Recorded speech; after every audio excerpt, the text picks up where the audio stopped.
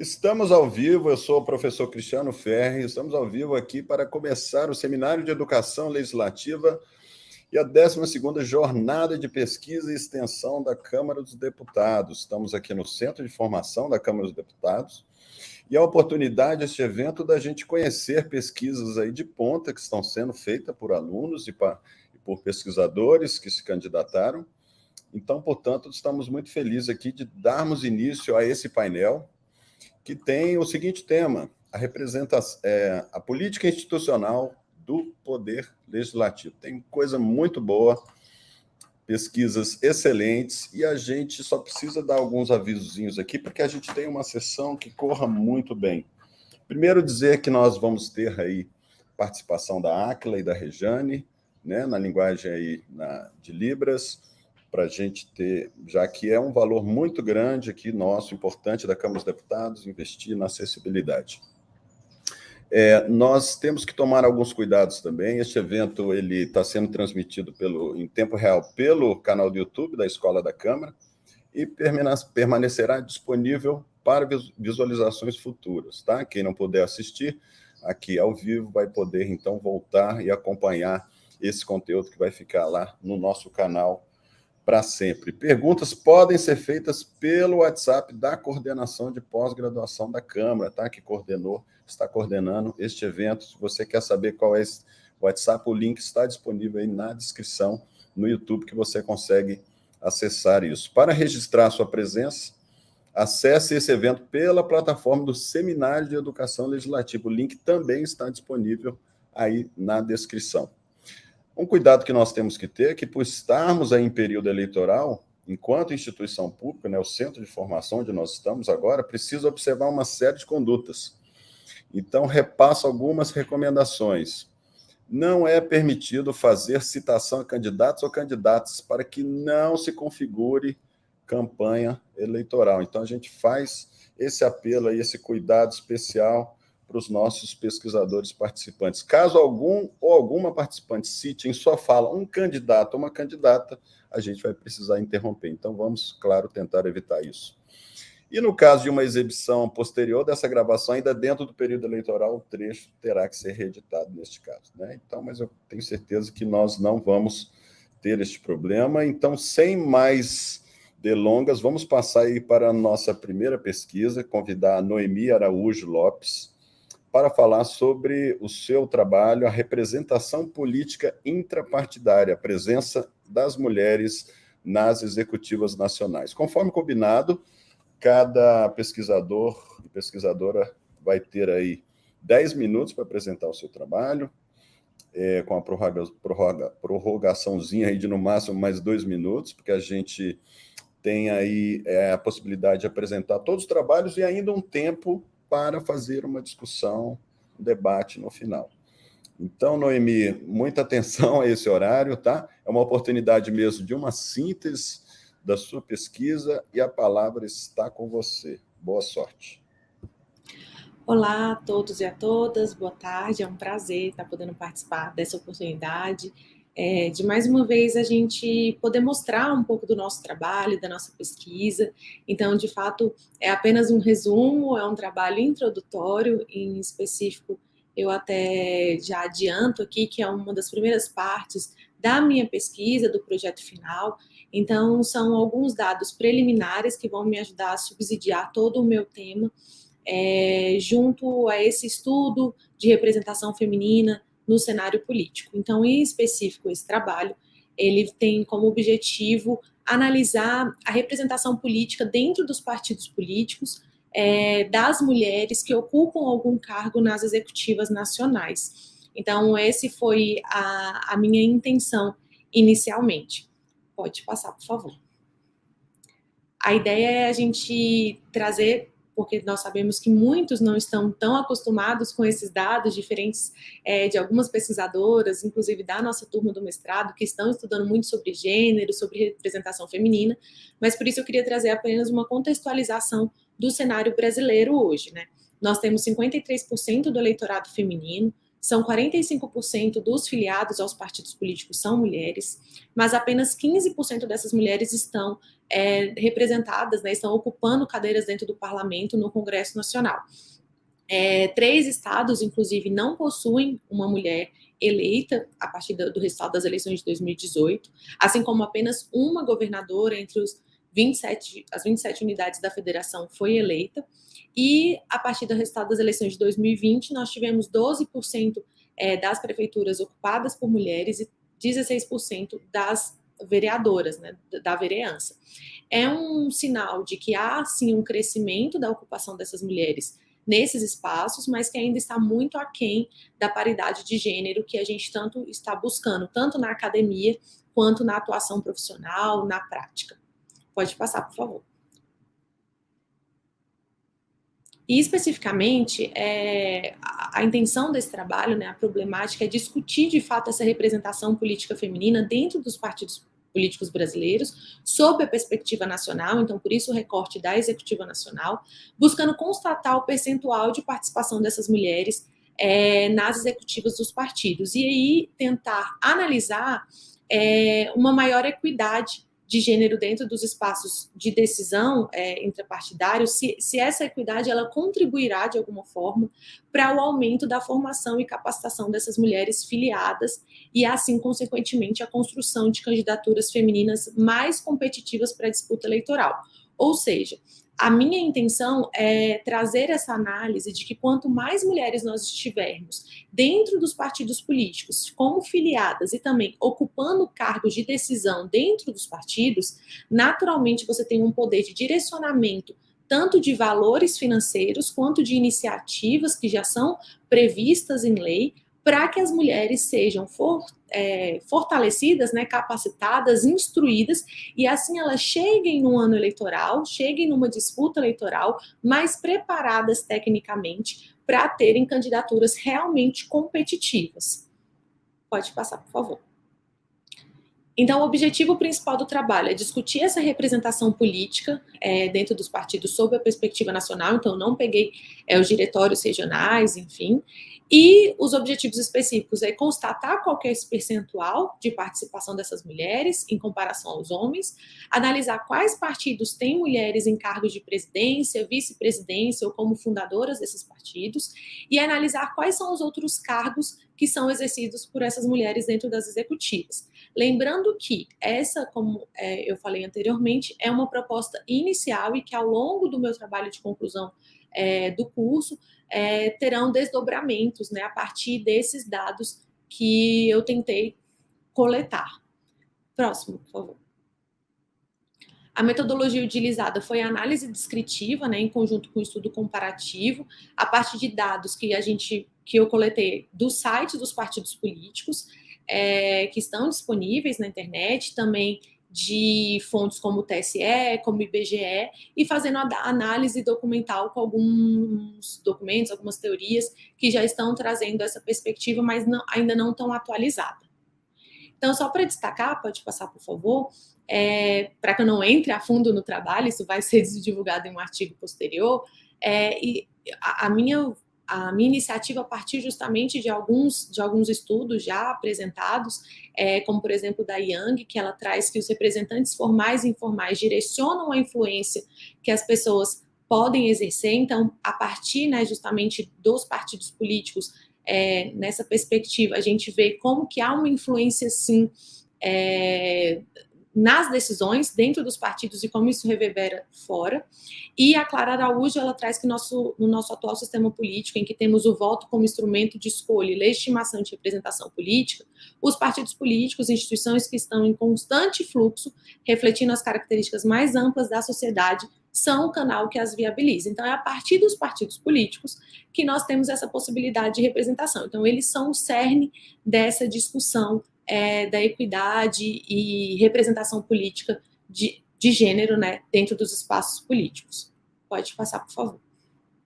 Mais um estudo da Clara, que foi o meu referencial teórico também, traz que o nível de institucionalização organizacional do partido, seu ambiente interno, a perenidade e a homogeneidade das suas práticas são elementos que afetam a inserção das mulheres e dos outros setores que tradicionalmente não compõem os núcleos decisórios. E isso a gente vê agora, no próximo slide, dos dados que eu consegui coletar. Nós temos 32 partidos registrados hoje no TSE, são mais de 16 milhões de filiados, e aí nós temos um ranking, que foi um dos objetivos específicos de ver quais partidos têm o maior número de filiados. Então nós temos o MDB com 13%, PT em segundo e PSDB em terceiro com 10% e 8%, respectivamente. Dos mais de 16 milhões de filiados, 7 milhões são mulheres, então 47%. A gente está tendo um número interessante, né, que mostra um pouco dessa paridade. Em termos proporcionais, as legendas com maior representação feminina é o Partido da Mulher Brasileira, com 54%, Republicanos com 51%, e a União Popular com 50%. E em termos numéricos, vem o MDB, o PT e o PSDB, com 998 mil mulheres, 758 mil e 623 mil filiadas, que é o que representa o percentual acima que eu comentei. Então, eu trouxe alguns gráficos para ilustrar isso. Pode passar, por favor, é só a título de conhecimento. Pode passar. Esses são os dados que eu trouxe dos 10 primeiros. Então, a gente tem esse ranking do número de filiados. E o próximo slide, por favor, ele traz agora a questão das ocupações, de quais são os cargos. Então, destes 32, apenas 7, representando 22%, são presididos por mulheres. Apenas um foi fundado por uma mulher.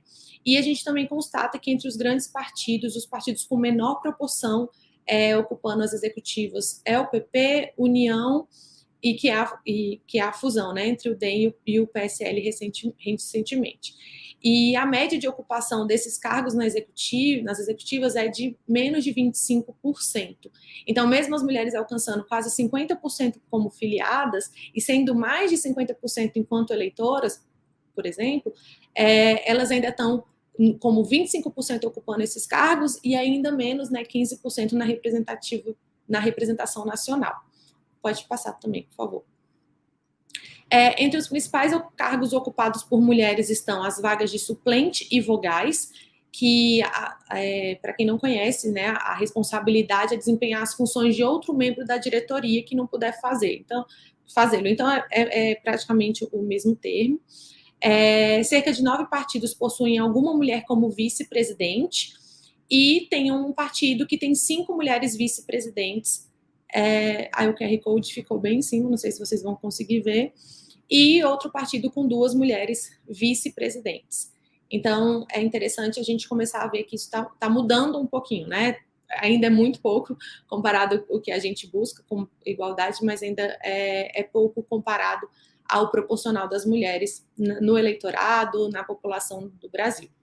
Pode passar, por favor? Eu fiz uma nuvem de palavras com os principais nomes de cargos que são ocupados pelas mulheres. Então, membro vogal, vice-presidente, tem relações institucionais, internacionais.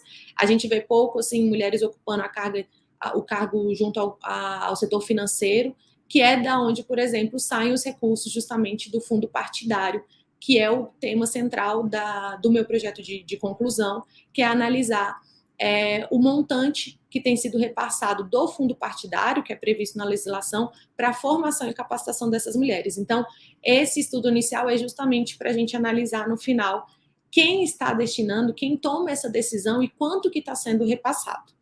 Pode passar, por favor. Só para arrematar com essa questão da análise teórica, eu trago aqui 2 autores também que a gente utilizou nesse artigo, que apontam que a dificuldade de acesso, de se relacionar, o fato de que os partidos relutam em disponibilizar certos tipos de dados, como os referentes à burocracia ou financiamento, ou não conseguem fornecê-los devido às suas próprias limitações organizacionais. E esse foi um ponto, por isso que eu digo que eu tive, foi uma tentativa, porque os partidos, os sites estão desatualizados. Esse estudo foi feito no primeiro semestre, há uma dificuldade muito grande na parte de dinâmica, de busca e de pesquisa. Os sites, os links no TSE, alguns não estão funcionando. Então, esse vai ser um segundo momento de uma entrevista semi-estruturada para coletar esses dados de fato. Noemi, desculpe te atrapalhar e te interromper, mas falta ainda 2 minutinhos finais, tá bom? Já passaram os 10. Está na prorrogação, para concluir, por favor. Para concluir, então. E isso tudo é só para a gente chegar a uma conclusão que provavelmente vai ser comprovada a partir desses dados e das entrevistas, que práticas discriminatórias enraizadas dentro dos partidos políticos, elas têm dificultado, de fato, esse avanço das mulheres em ocupar esses cargos dentro dos partidos e viabilizar suas candidaturas em ano eleitoral. E o último slide é só para trazer os próximos passos desse estudo. Então, a gente vai fazer essas entrevistas com as mulheres que exercem esses cargos dentro dos partidos, com pesquisadoras, e vai fazer análise desses dados extraídos do TSE e dos partidos para identificar, de fato, o que essas mulheres têm feito dentro do partido e quem está destinando esses recursos, escolhendo as iniciativas e capacitando essas mulheres filiadas. Então, é isso. Quem tiver dúvida, eu posso depois apresentar no artigo completo ou responder aqui. Muito obrigada, espero que eu tenha falado de forma clara. Maravilha, parabéns por escolher um tema tão importante, viu? Feliz de ver aqui que a sua pesquisa está avançando muito bem. Obrigado. Vamos passar agora, então, já rapidamente, chamar o José Jance Marques Grangeiro. Ele já está entrando aí, já está aqui com a gente. Tudo bem, José Jance? Olá, tudo bem? E você, então, tem a palavra para falar sobre sua pesquisa aqui, cujo tema é Constitucionalismo Feminista, uma análise da produção legislativa das deputadas federais no pós-constituintes. Isso. Tá bom? Tá bom, muito obrigado, professor. Bom, essa pesquisa... primeiro eu queria agradecer ao CEFOR, né, e à Câmara dos Deputados pela oportunidade de apresentar. Essa pesquisa ela nasceu na graduação lá do UNB, e depois foi aperfeiçoada no curso de pós-graduação do IDP. Eu tive como orientadores a professora Débora Diniz e a professora Manuelita Hermes, e a gente analisa nessa pesquisa a participação das mulheres no processo legislativo da Câmara dos Deputados pós-constituinte, sob a perspectiva do constitucionalismo feminista. E o objetivo é compreender os efeitos do trabalho das mulheres sobre as matérias legislativas apresentadas e aprovadas. Nessa perspectiva, a gente vai entender que, por exemplo, desde o início, né, das revoluções liberais, quando a gente vai falar sobre constitucionalismos, onde nasce, né, o berço do discurso constitucional, o direito ele sempre teve um sujeito abstrato muito bem definido, que era o homem. E, sob essa perspectiva, a formação do ordenamento jurídico brasileiro, ele sempre levou em consideração, pelo menos até meados do século XX, esse alvo pressuposto, que seria o homem, excluindo as mulheres e outras populações precarizadas das suas preocupações jurisdicionais, né, legislativas. Então, diante do desafio de quebrar essa barreira que foi imposta pelas mulheres, tanto no campo da teoria constitucional, quanto nos espaços de poder que definem a Constituição, é que a gente vai trazer o conceito de constitucionalismo feminista, né, que pode ser entendido como um movimento acadêmico, um movimento hermenêutico, um movimento metodológico, que vai enxergar a produção legislativa das mulheres, né, produção legislativa, jurisprudencial, doutrinária, a partir da perspectiva das mulheres. Então, tem um conceito que é da professora Christine Peters, que é uma das maiores referências do estudo do constitucionalismo feminista, que fala que o constitucionalismo feminista é uma postura hermenêutica do constitucionalismo inclusivo, ou seja, de um modo que ela lida com os problemas jurídicos constitucionais a partir de uma visão plural, não só enxerga a questão dos problemas das mulheres, né, ou sobre as demandas constitucionais e legais das mulheres, mas de todo um conjunto de minorias que muitas vezes não têm acesso aos espaços de poder para poder trazer as suas pautas. Então, quando a gente fala em constitucionalismos feministas, no plural, significa que existem vários tipos de constitucionalismos e sempre com foco na questão da igualdade. Como é que isso se encaixa dentro da pesquisa, né? Onde, quando e como funciona a perspectiva do constitucionalismo feminista?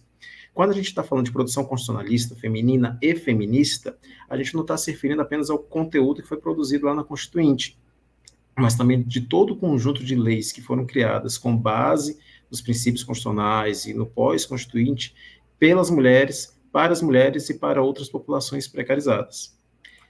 E aí, como é que a pesquisa estudou essa percepção, né?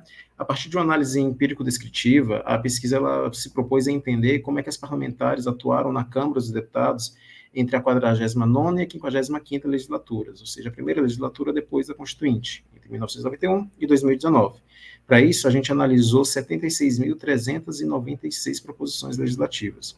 E aí mapeou todas as proposições, identificou o gênero das autoras, né, identificou as matérias de acordo com os indexadores da própria Câmara dos Deputados, separando por assunto, para poder trazer um panorama geral em relação a essas proposições.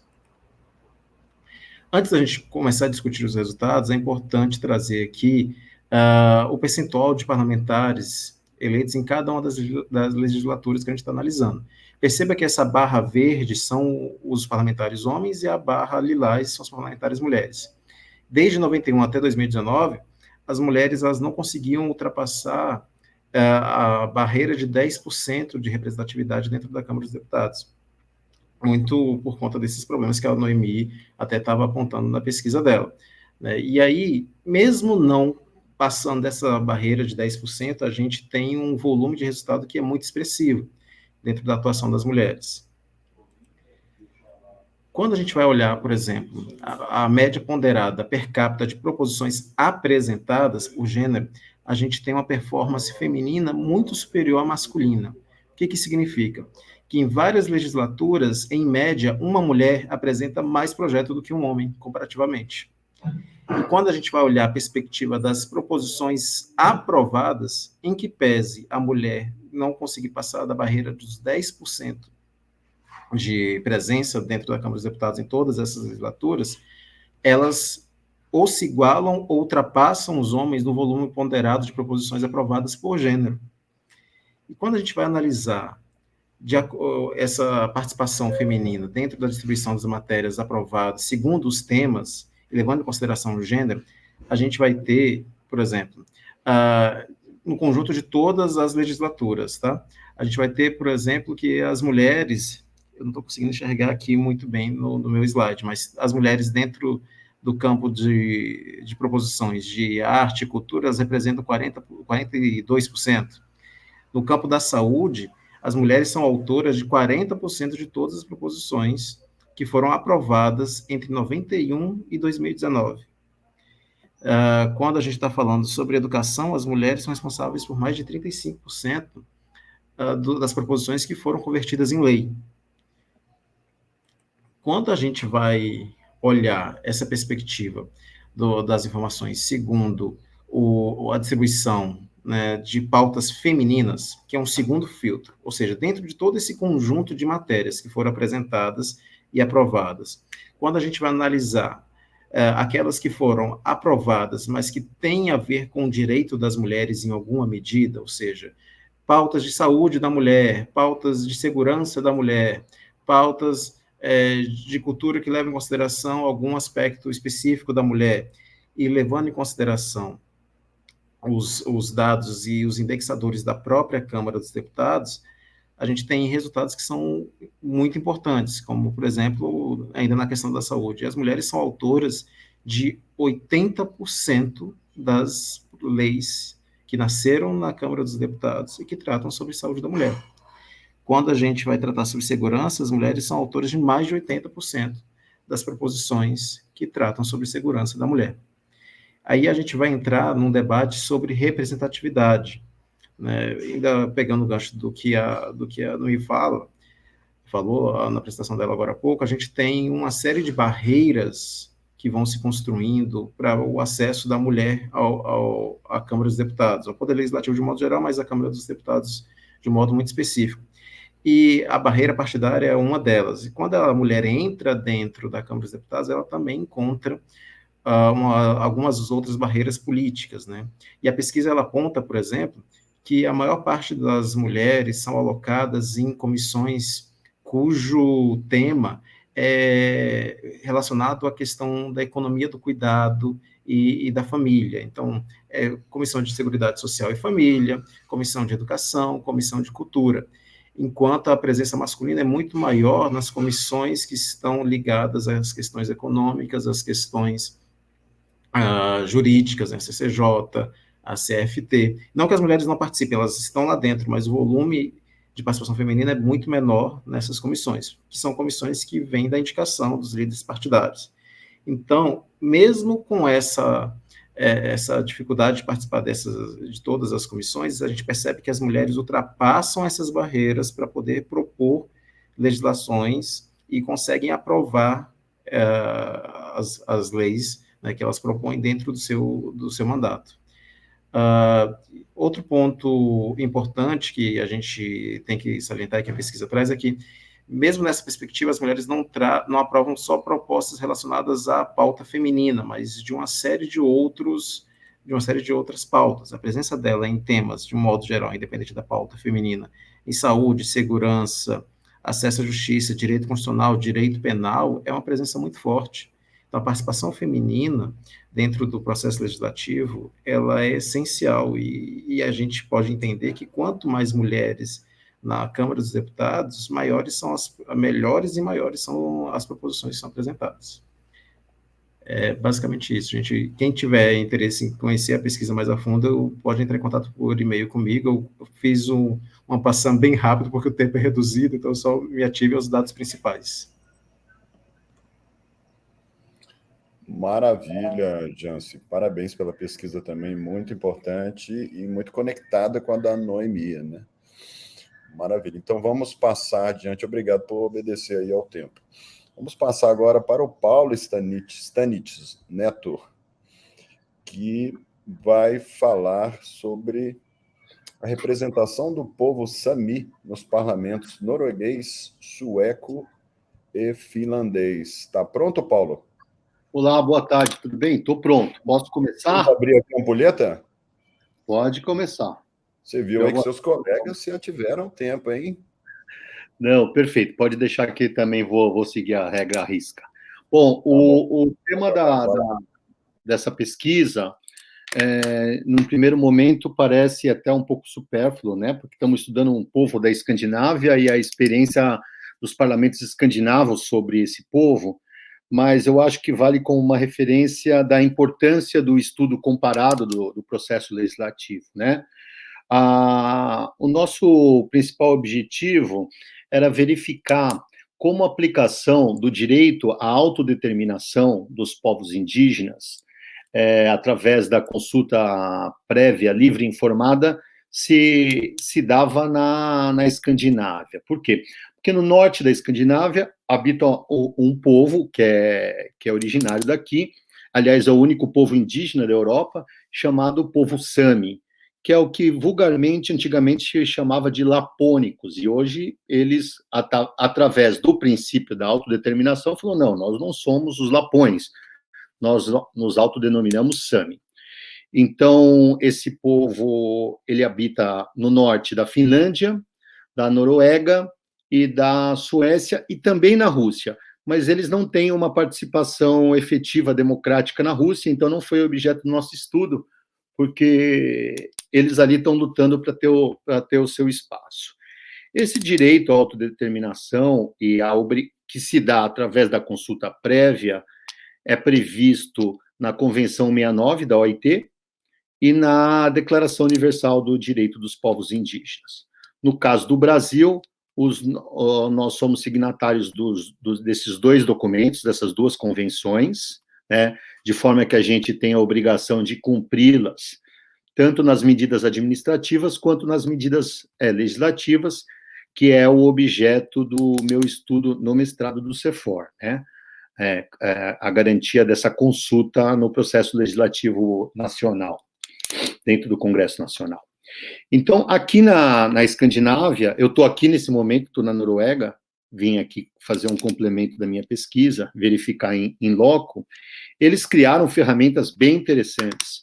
E ao contrário do que a gente possa imaginar, que a gente sempre tem a imagem que o povo escandinavo é um povo muito evoluído, adiantado, né, do ponto de vista político, democrático, a luta do povo Sami começa a ganhar uma notoriedade a partir dos anos 70, com a criação de uma hidroelétrica na Noruega, onde ia ser alagado uma comunidade indígena Sami, e os Samis de todas as regiões do norte, porque para eles não têm essa identidade de fronteira, né? Eles habitavam os 3 países como um território Sami, né? E aí sim começa essa grande briga, e com isso vão evoluindo os documentos internacionais de direito internacional, como a Convenção 69 da OIT, que num primeiro momento só a Noruega que assina, a Suécia e a Finlândia não, a Rússia vivendo o apartado, e depois chega a Declaração Universal do Direito dos Povos Indígenas, e aí sim todos os países aqui que a gente está estudando, Finlândia, Suécia e Noruega, também assinam. Dessa forma, fica bem claro que a Noruega sempre teve uma preocupação maior em relação ao povo Sami, até porque o povo Sami hoje tem mais ou menos de 100 mil a 120 mil pessoas que compõem essa povoação, no extremo norte, já no Círculo Ártico. A maioria dessa população está na Noruega, então eles conseguiram uma pressão maior no governo norueguês, começando essas identificações, e isso foi irradiado para os outros países, como a Suécia e a Finlândia. E uma coisa bastante interessante, que eles começam, num primeiro momento, quando tem esse primeiro conflito com a hidroelétrica de Alta, que é uma cidade no extremo norte da Noruega, e todo o povo Sami se junta, criando um conselho Sami. E esse conselho Sami, que atua até hoje, tem bastante força, é uma instituição da sociedade civil, não é um órgão oficial governamental, mas, para se ter uma ideia, eles têm até cadeiras no Conselho Ártico, que é uma coisa aqui que é muito importante, que seria como se a gente tivesse um Conselho Amazônico com todos os países da Amazônia. O Conselho Ártico é um conselho que une todos os países do Ártico, e aí a gente está falando de Rússia, Estados Unidos, Canadá, Finlândia, Suécia, Noruega e Dinamarca e Islândia, e eles conseguiram uma cadeira cativa lá, mesmo sendo uma sociedade da instituição civil, e conseguem deliberar junto a essa entidade, que é o Conselho Ártico, que é uma entidade supranacional. O foco do nosso estudo aqui seria mais em relação aos parlamentos nacionais, que aí seria o parlamento como o nosso que a gente tem no Brasil. Eles criaram, em paralelo ao Conselho Sami, eles criaram 3 instituições, e essas instituições, sim, afetas dentro da própria fronteira, que são parlamentos Samis. Então, toda vez que tem uma discussão envolvendo um tema que é de interesse, uma medida administrativa ou uma medida legislativa que é de interesse própria do povo Sami, esse assunto é debatido nesse parlamento Sami. Existe todo um regimento para uma composição, essas pessoas, esses representantes, que seriam representantes de várias aldeias, né? Aqui não tem bem essa nomenclatura, são eleitos como parlamentares, e ali eles deliberam o que vai ser conversado com o governo nacional, que seria o governo oficial. No caso da Finlândia e da Suécia, os parlamentos Samis, eles são uma entidade não governamental, embora tenham regras bem específicas para a composição e tal.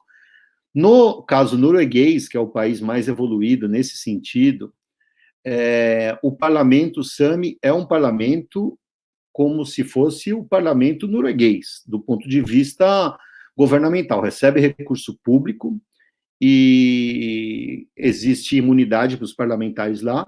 Eu tive a oportunidade, na semana passada, de conhecer o parlamento, que é bem no extremo norte aqui da Noruega. Tive a oportunidade de conhecer a presidente do parlamento, e também, como eu sou advogado de formação, e tem a ver com o meu projeto aí no CEFOR, tive uma reunião com o procurador-geral do parlamento. Esse parlamento, ele já teve algumas vitórias em relação a questões envolvendo o povo Sami. De qualquer forma, se a gente for perguntar para eles aqui, eles não estão 100% satisfeitos, porque, obviamente, as relações de poder sempre geram alguma insatisfação, mas estão muito avançados em relação aos outros países do mundo, e hoje em dia eles estavam discutindo, no dia que eu fui lá, o povo Sami, existe um povo na costa que trabalha como pescador, mas a maioria cria rena. E essas renas, como a gente imagina que no inverno fica tudo coberto de neve e de gelo, precisam de longos espaços, longos territórios, inclusive que ultrapassam as fronteiras nacionais, numa migração para poderem pastar. E sempre o conflito, como toda a questão indígena, sempre está em cima do território, né? Então, eles estavam trabalhando isso nesse momento, mas a regularização do território das renas. E o mais interessante disso tudo foi que eu vim aqui para ver qual era o instrumento que eles transacionavam com o parlamento norueguês, e que é a proposta do meu mestrado, né, da tese do meu mestrado. E também não existe aqui, então a gente chegou à conclusão que podemos trabalhar juntos com a Universidade de Tromsø, que é do extremo norte da Noruega, onde eu estou fazendo a minha pesquisa, junto com o parlamento também, existe essa possibilidade de a gente trabalhar junto para elaborar uma ferramenta regimental no trabalho junto aos parlamentos. De qualquer forma, no parlamento norueguês, finlandês e sueco, existem já leis que regulamentam um procedimento dessa conversa multicultural entre o povo Sami e a sociedade geral, que seria o parlamento tecnicamente dito, né? Que é o parlamento parecido com o nosso, que faz as leis nacionais. Mas é um processo em evolução, inclusive aqui, e eu estou bastante otimista no sentido de poder trazer alguma coisa para o Brasil, levando em consideração que a gente é signatário dessas duas importantes convenções e não temos nenhuma participação, né? É só verificar que as nossas proposições envolvendo povos indígenas são bastante negligenciadas quanto à participação. Em tese é isso, professor, acho que deu o meu tempo aqui. Maravilha, deu sim. Obrigado e parabéns por esse tema aí, muito inovador, muito inédito, né? Estou aqui curiosíssimo, já tenho até pergunta para você, mas vamos deixar para o final. Te agradecer e passar para o nosso Fernando Brito, mais carinhosamente conhecido como Fernando Bola, que vai apresentar a sua pesquisa sobre o Observatório Parlamentar da Revisão Periódica Universal, estudo de caso da parceria firmada entre a Câmara dos Deputados e o Alto Comissariado das Nações Unidas para os Direitos Humanos. Fernando, você está com a palavra. Obrigado, Cris. Obrigado. Agradecendo também aqui a oportunidade, agradecendo ao CEFOR pela estrutura e incentivo que me trouxe de volta para a vida acadêmica. Vamos ao desafio agora dos 10 minutos. Bom, o título já parece uma redação, mas vamos tentar esclarecer um pouco o contexto para que quem estiver aí assistindo entenda o que está acontecendo. Nós temos na Câmara um observatório parlamentar em parceria com o Alto Comissariado da ONU para avaliar o cumprimento ou não das recomendações da Revisão Periódica Universal. É grego para quem não é da área de direitos humanos, eu trabalhei na comissão por 6 anos. Então, eu vou explicar para vocês aqui o fenômeno, o contexto e a modalidade de estudo escolhida, né, para encarar esse trabalho. Esse mecanismo da RPU, ele nasce com o próprio Conselho de Direitos Humanos, a ONU, Organização das Nações Unidas, tem 197 membros. Ela cria esse Conselho de Direitos Humanos com 47 desses países membros formando esse conselho, justamente para criar uma metodologia, uma mecânica de acompanhamento daquilo que hoje se chama de internacionalização dos direitos, né? Você tem todos os países de comum acordo aderindo a essa Declaração Universal e a diversos outros acordos que acabam criando uma instância internacional de direito comum que às vezes se sobrepõe ao direito interno ou se soma a ele, né, nessas questões. E aí, para isso, também é necessário que se acompanhe, né, como é que esses países estão se comportando, uma vez que é um acordo comum. Então, a RPU ela faz essa análise, né, até que ponto esses acordos estão sendo respeitados, e isso você tem a Carta das Nações Unidas, a Declaração de Direitos Humanos, os instrumentos de direitos humanos, que qualquer um deles que o Estado seja parte, né, que podem ser entre Estados, mas fora do escopo da ONU, enfim, tudo que for aplicável nessa questão dos direitos humanos. E esse principal objetivo da RPU é implementar, né, de fato, a melhoria na adoção e na manutenção dos direitos humanos por esses países. Então, como eu comentei, cria-se o que se chama na academia da internacionalização do direito, não só na área de direitos humanos, mas é o nosso foco. E aí tem uma questão muito interessante, que é a da soberania, né? Algumas pessoas se colocam, né?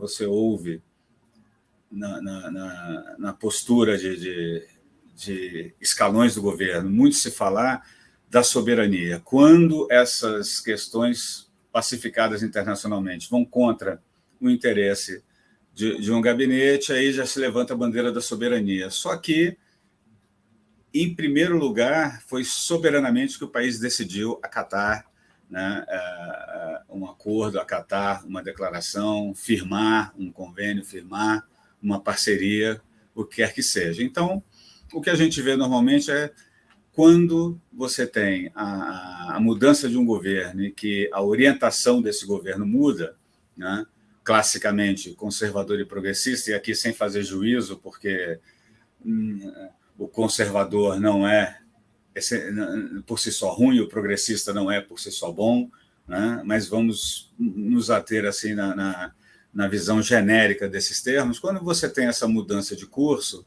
normalmente há um questionamento, porque se estava bom num contexto, vamos dizer, progressista, num contexto conservador, já não fica tão favorável assim. Então, quando há uma mudança de perfil, como vem acontecendo, né, historicamente, o crescimento dos governos ditos conservadores, né, na Europa, nas Américas, isso vem acontecendo e aconteceu no Brasil também, né, após 2018. Quando você tem essa mudança de governo, você tem uma mudança de foco, né, porque o governo atende aquele eleitorado que o elegeu, o governo atende aqueles a quem ele tem o apelo que o colocou lá. Então, também há uma crítica de abandono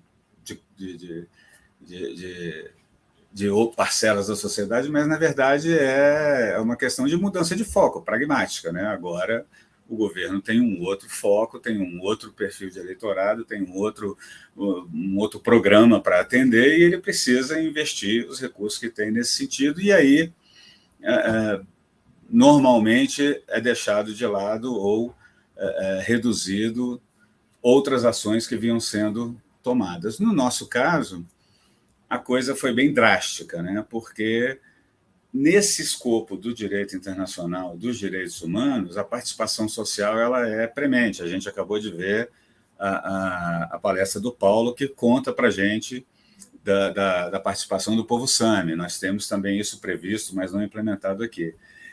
E quando você encerra os canais formais de participação social, você cria uma dificuldade muito grande, né? Que foi o que aconteceu.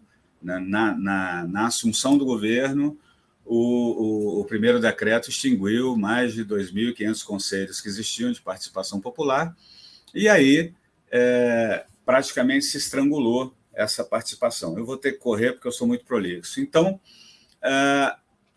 com o fim, a extinção desses canais, a proposta da criação do Observatório Parlamentar aqui na Câmara foi algo inédito e foi algo surpreendente, porque foi na contramão do que o governo que assumiu queria, do que o governo que tinha maioria no Legislativo queria, criou-se, no âmbito do Legislativo, um observatório para acompanhar, para e passo, a execução da implementação das recomendações feitas pela RPU, e que, na verdade, significa uma instância internacional de accountability, né, de cobrança. E aí, isso é o que motivou o estudo, porque como, né, nesse contexto de um governo conservador, com toda a máquina em sua mão, com toda a estrutura do executivo na sua mão, e, teoricamente, por ser esse modelo de coalizão, né, o nosso presidencialismo precisa do legislativo, da maioria, para governar, como é que, nesse contexto de dominância da situação, surge esse observatório, que primeiro nasce de uma iniciativa numa comissão permanente da Câmara, onde também os progressistas eram minoria, e ganha corpo no Legislativo, é levado à frente pelo presidente da Câmara, que é representante, né, de um colegiado e um colégio de líderes cuja maioria é da situação do governo. Então, é essa curiosidade e esse ineditismo, não em termos de observatórios, mas desse tipo de observatório especificamente, que nos levou a querer estudar. E justamente por ser inédito, ser o primeiro e ter uma questão de contexto que não existe replicação, não existe caso anterior desse tipo de parceria de legislativo com o ONU para fiscalização do governo como um todo, porque o legislativo também recebe recomendações, assim como o judiciário. E, para entender tudo isso, a gente vai partir de uma modelagem de teoria dos jogos aplicada à ciência política, porque você tem diversos jogos sendo jogados, diversos atores, né, buscando recompensas e buscando ganhos, né, conquistas, e tendo riscos, né, a correr. Então, entender como é que esses jogadores se colocam nesses, né, diversos jogos que foram jogados ao longo desse processo, para tentar mapear e entender, né? Então, são esses os nossos objetivos, né? Fazer essa revisão do referencial teórico conexo, mas não ir contar a história da democracia e dos direitos humanos, mas sim com relação a essa imbricação, né, de direito internacional, soberania, situação de governo de presidencialismo de coalizão, como é que esses diversos conceitos interagem nesse sentido, analisar esses resultados alcançados pela parceria estabelecida nesse primeiro ano de atuação, né, se de fato ocorreu e a sua influência nas políticas públicas, e já na coleta de resultados preliminares a gente já pode afirmar que sim, ocorreram, e documentar esse processo todo, né, da construção desse mecanismo, entender tudo isso, tanto a análise de todo a documental de todo o processo ocorrido, com entrevistas com os principais atores, que também está previsto a gente desenvolver um formulário específico para isso, um survey para fazer com esses atores principais, e aí a gente colocar um referencial teórico, uma documentação, uma historiografia e uma base de dados com os resultados e com as análises do que for possível das consequências de fato ocorridas, para que isso sirva de base para os próximos estudos ou de referência para aqueles que queiram entender o processo, ou outros países ou instituições que estejam buscando instituir algo similar junto especificamente no caso, ao Alto Comissariado da ONU. Então, nossa proposta se resume a um estudo de caso, mas com esse contexto todo, e aí eu encerro agradecendo aí o minuto extra que me foi concedido. Na verdade, nem precisamos chegar no minuto extra, parabéns, gente. Foi bem na lata. Beleza. Excelente trabalho. Obrigado, Fernando. Vamos passar agora, então, diretamente para o Renato Lima de Oliveira. Ele vai falar sobre uma breve análise comparativa sobre a consolidação da democracia e da regulação em Portugal e no Brasil, e eu tenho muita alegria de apresentar aqui o Renato, que já foi meu desorientando, né, aqui no mestrado, com um trabalho excelente. Então, muito feliz, Renato, de ver você de novo de volta, com um tema totalmente diferente. Você está com a palavra. Muito obrigado, professor Cristiano, obrigado ao CEFOR por ter aceito esse meu trabalho. Na verdade, esse trabalho foi um ensaio que eu fiz dentro de uma disciplina, dentro do doutoramento em política comparada, que tenho feito agora na Universidade de Lisboa, no Instituto de Ciências Sociais, e apresentei aqui, vou apresentar para vocês, obviamente, linhas gerais, uma brevíssima, talvez fosse melhor colocar uma brevíssima análise comparativa, porque em 10 minutos falar sobre a democracia no Brasil e em Portugal e da regulação no Brasil e em Portugal realmente é muito pouco tempo. E agradeço ao professor Cristiano, que foi realmente nosso orientador na primeira turma do mestrado em Poder Legislativo do CEFOR. Somos da primeira turma de 2015. Então, agradeço a ele pelas interações. Um abraço a todos os colegas da Anatel, da Câmara e do doutoramento que estão em Lisboa a nos acompanhar. Bem, na agenda aqui de hoje, bem rapidamente, falar muito rapidamente sobre a evolução da regulação nos dois países, a evolução da democracia nos dois países, e o que importa mesmo são as tabelas comparativas entre os dois países, né? Então, nós temos aí a Assembleia da República, a fachada da Assembleia da República em Lisboa, e a fachada do nosso Congresso Nacional aqui no Brasil.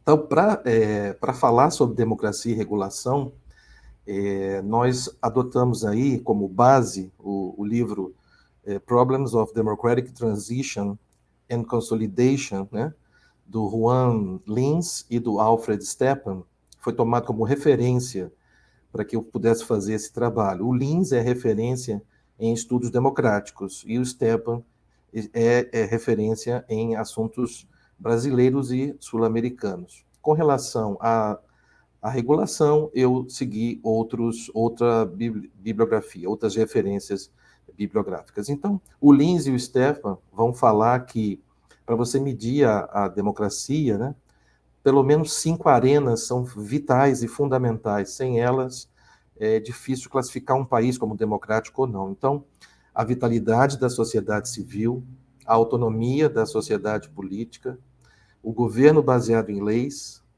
uma burocracia governamental democrática e a sociedade economicamente institucionalizada. Então, a partir dessas 5 arenas, nós também poderíamos nos referir aí ao Bobbio, né, que também coloca aí 9 quesitos, mas eu não vou entrar no trabalho, eu falo um pouco mais sobre o Bobbio, aqui na apresentação eu vou pular, mas também o Bobbio coloca algumas características sine qua non, né, sem elas, condições sine qua non, sem elas não existe democracia como poder legislativo, livre e eleito pelo povo, e assim por diante. Então, nós fizemos essa análise e vamos encontrar o seguinte, apesar de Portugal e Brasil serem países que nós temos, né, as nossas diferenças, né, também temos as nossas semelhanças. E eu parti do princípio que havia mais diferenças que semelhanças, e ao final eu pretendo dizer aqui que, na verdade, são mais semelhanças que diferenças, porque, na verdade, o Brasil é um país federado, uma federação, né, com estados, governadores. Portugal é um país unitário, né, sem as províncias, sem os estados. O Brasil é presidencialista, né, puro, né? Portugal é um parlamentarismo, ou também semipresidencialismo, como queiram chamar, e o poder executivo em Portugal vem do poder legislativo. Aqui nós votamos separadamente o legislativo e o executivo. Então, há várias diferenças, né? Mas nós vamos ver que nos dois países tivemos Primeira República, Segunda República, Terceira República, tivemos Estado Novo, tivemos ruptura democrática, tivemos transição democrática, redemocratização, nova república, criação das agências reguladoras. Então, a minha pergunta é, de quem estamos a falar? De Portugal ou do Brasil? De ambos. É isso que na tabela eu pretendo mostrar. Então, foram fases muito parecidas. E para começar medindo a democracia, eu gosto muito de usar esse índice de democracia do mundo da revista The Economist, que vai ranquear 167 países, dando notas de 0 a 10, né?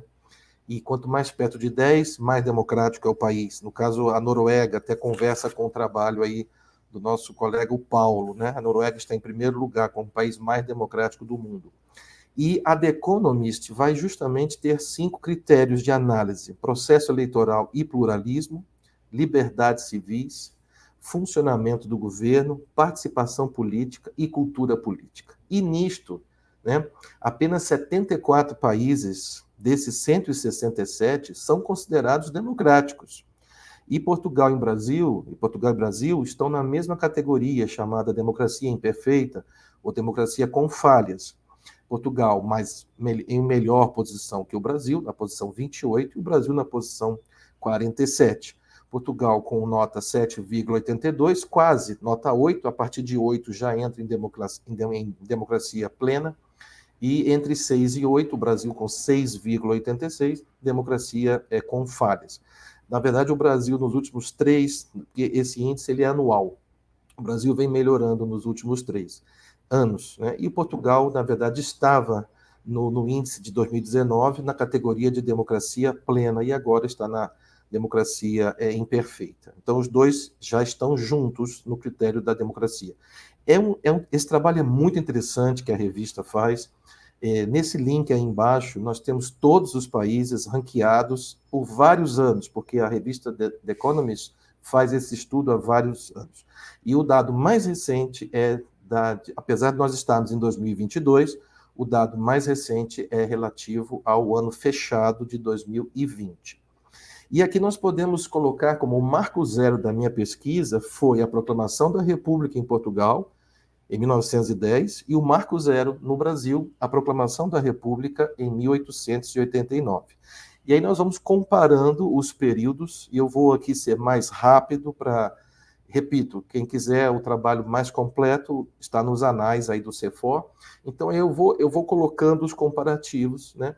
Então, nós temos os períodos de interrupção democrática, que no caso de Portugal demorou mais, foi de 1926 até 74, com os cravos. O Brasil houve 2 momentos de interrupção, com o Vargas e depois com os militares. Mas, fora isso, nós podemos ver nas tabelas que a própria redemocratização, as novas constituições, né, a Constituição do Brasil em 88 e a Constituição Democrática de Portugal em 76, a adesão aos blocos, né, a União Europeia, Portugal fundador, a união aqui do Brasil ao Mercosul, Brasil também fundador, né, e o momento atual, algumas diferenças, mas algumas semelhanças, no caso, criação das agências, privatizações. No caso da pandemia, houve mais união, no caso de Portugal, e mais instabilidade no Brasil para resolver os problemas. Mas, tirando essas diferenças, olhando todas as tabelas, a gente vai encontrar muita semelhança. Também o Brasil teve 2 impeachments recentemente, né? O presidente Collor e o presidente Dilma, enquanto em Portugal, nesses 50 anos de redemocratização, apenas 5 presidentes da República, todos ficando 10 anos, todos sendo reeleitos. Então, maior estabilidade política em Portugal e mais instabilidade política no Brasil. Mas aí é uma outra discussão, se o presidencialismo, se o parlamentarismo, também o tamanho do Brasil, que é muito maior. Portugal é um país unitário, né? Então, essa é uma outra discussão, mas eu também coloquei isso aqui. E no caso das agências reguladoras, porque o tempo já está chegando ao final, nós temos também uma coisa interessante, que é o seguinte: as agências no Brasil, nós temos 11 agências federais, em Portugal são 10 agências, foram criadas, aí tem leis próprias, leis quadro, como dizemos, nos 2 países, listando quais são esses órgãos reguladores federais. E houve o mesmo movimento de criação das agências no Brasil e em Portugal. Em Portugal, nos anos 80, as primeiras agências, e no Brasil, no final dos anos 90, mas hoje são os mesmos setores regulados nos 2 países. Então, o que a gente conclui nesse trabalho é que, apesar de serem países 10 mil quilômetros de distância, né? Claro, temos aí a cultura, a língua, muitas coisas que nos unem, mas também algumas diferenças. A conclusão é que, na minha ótica, há mais convergência, há mais similitudes do que diferenças, tanto na regulação quanto na evolução democrática. Maravilha, Renato. Excelente. E eu já percebo que você já começa a ficar com sotaque aí do português de Portugal, né? Aquela língua, né? Aquele português mais elaborado e tal. Muito bem, sucesso aí para a continuidade da sua pesquisa. Vamos passar imediatamente para a nossa última pesquisadora, última, mas não menos, a Kelly Viviane da Silva, e, na verdade, com o Roberto Campos, né? E eu acho que está só Kelly aqui representando essa pesquisa numa dupla.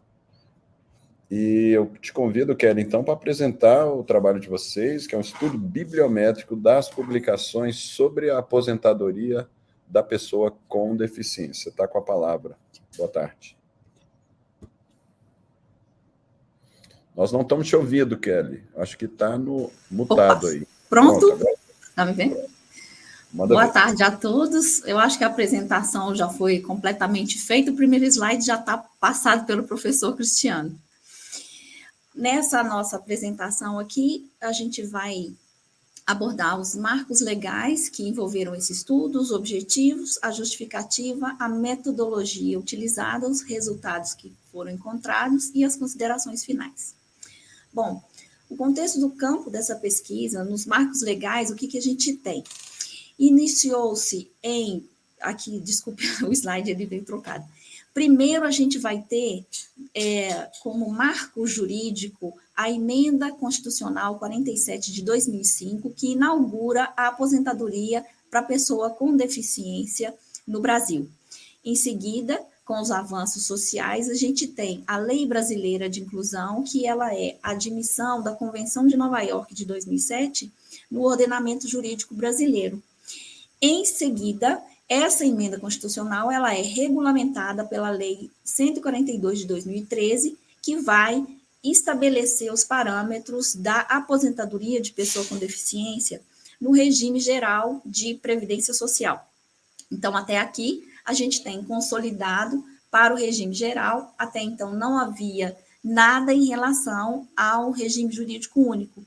Em 2019, com a reforma da Previdência, foi introduzido nessa emenda constitucional 103, no regime próprio de previdência social, a aposentadoria para pessoa com deficiência. Então, ela diz respeito ao servidor público federal efetivo, certo? Decorre daí a necessidade de avaliação biopsicossocial para definição dos sujeitos de direito entre os servidores públicos federais.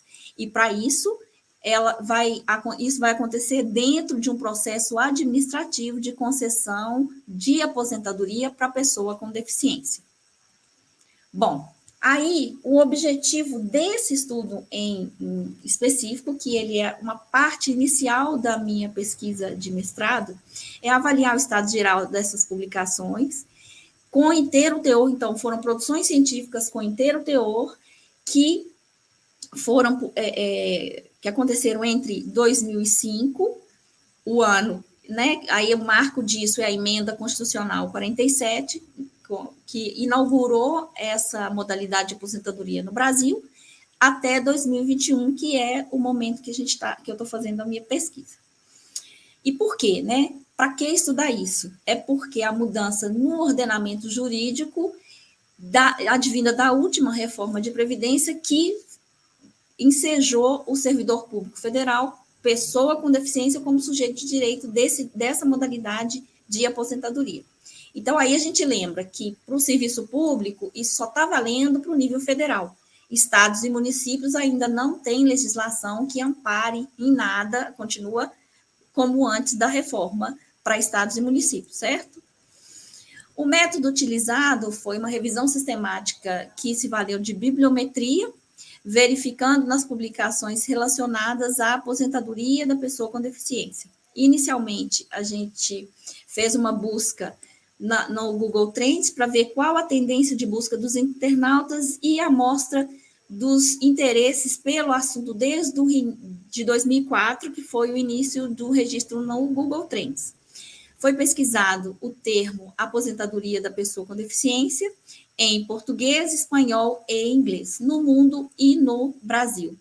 Em seguida, foi utilizado em 4 motores de busca, o EBSCO, a Biblioteca Digital da Câmara dos Deputados, a Rede Virtual de Bibliotecas do Senado Federal e o Google Acadêmicos, com os termos processo de concessão de aposentadoria, aposentadoria da pessoa com deficiência e instituições públicas federais, realizadas essas buscas isoladas e em combinação entre si. E aí, todos dos documentos que foram analisados, foram selecionados 51 produção científica para leitura e síntese qualitativa de conteúdo. Em relação ao Google Trends, o que dá para notar aqui é que a gente tem uma lacuna de buscas nesse período, entre 2004 e 2021, com um aumento considerável em torno de 2019, que vai coincidir com a tramitação da reforma da Previdência, que se concretiza em 2019. E só em São Paulo. Voltando aqui. Também a busca apareceu só em São Paulo e só em português, com o termo exato que eu utilizei para a pesquisa. Esses trabalhos, eles enfocaram 3 eixos temáticos de abordagem. 25 trabalhos tratam da identificação de singularidades do sujeito de direito na política para a pessoa com deficiência, 15 trabalhos enfocam a evolução legislativa acerca da aposentadoria da pessoa com deficiência, e 11 versam sobre os aspectos sociais e ou econômicos majoritários dessa população.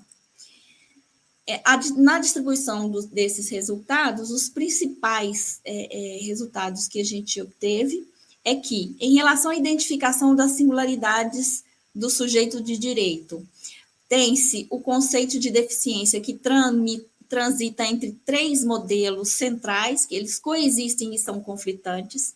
Essa tensão conceitual entre as perspectivas sobre a deficiência dificultam a mudança de fato da realidade dessas pessoas e a dificuldade de transição do modelo biomédico para o modelo social da deficiência. Em relação à evolução legislativa acerca da aposentadoria, o que ficou também como resultado é que existem diretrizes e legislação que garante a proteção da pessoa com deficiência, porém, haver jurisdição a favor nem sempre se converte em direitos. Em várias situações, a legislação fica só no aspecto formal.